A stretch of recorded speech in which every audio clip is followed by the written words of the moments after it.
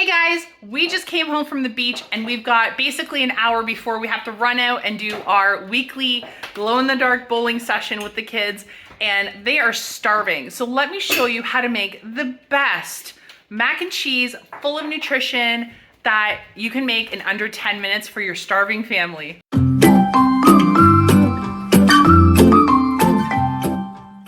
Now for this recipe, all you need is cheddar cheese, whatever noodles that you're going to use, and either a vegetable stock, a chicken stock, a beef stock, whatever kind of broth stock you want.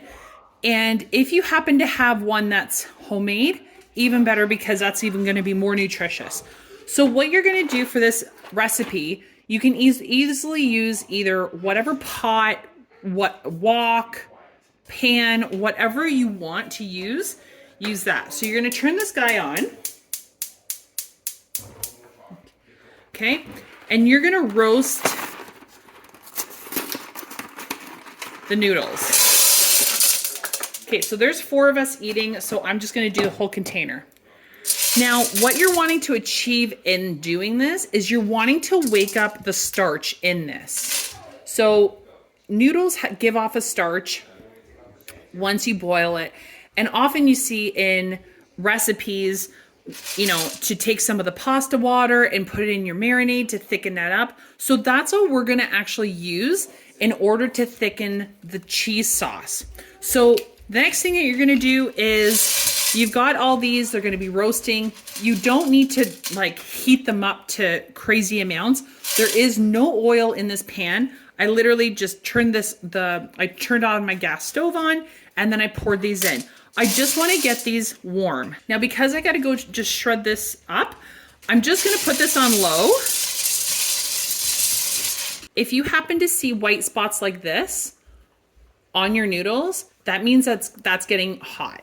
Okay, so we just want to roast this a little bit until you see the noodles getting this little white. Okay, the measurements to this is put as many noodles as you think your family is going to have.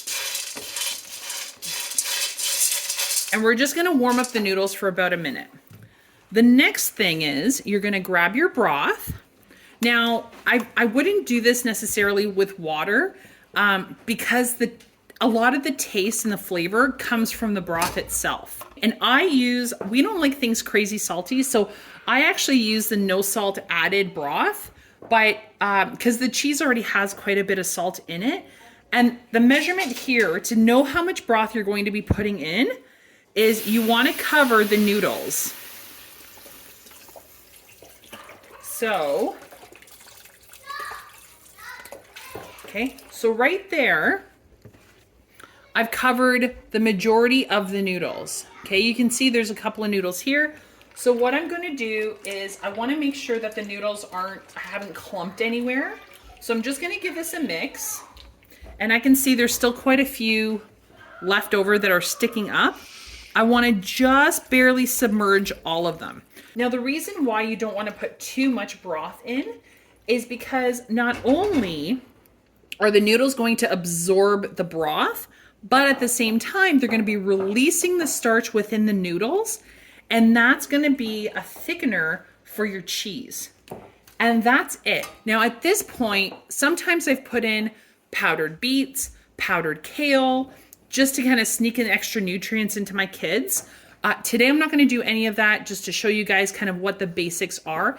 If you want to start adding extra flavors, like if your family really loves garlic, throw that in at this point.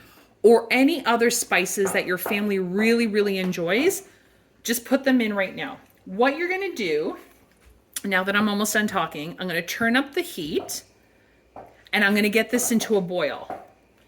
And then I'm going to just keep stirring this until almost all the broth is gone. And then I'll come back and I'll show you what the next step is. I'm just going to go shred this up.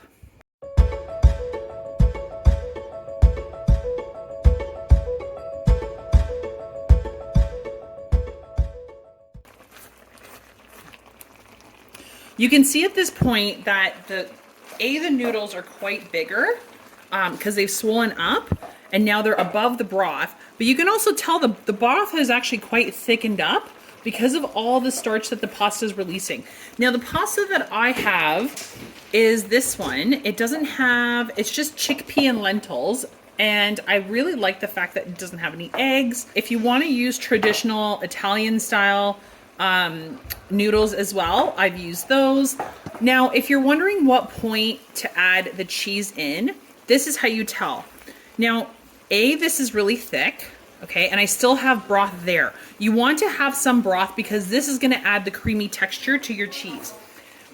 Once you swipe with your spatula and you get a flash of the bottom of the pan, this is the indicator to add in all of your cheese. Now, again, my family loves crazy, crazy cheesy mac and cheese. So that's why I put in that whole block. And at this point, you're gonna turn the oven, you're gonna turn your stove off, and all you're going to do is you're just gonna mix this in and keep mixing until all of that cheese is deliciously melted.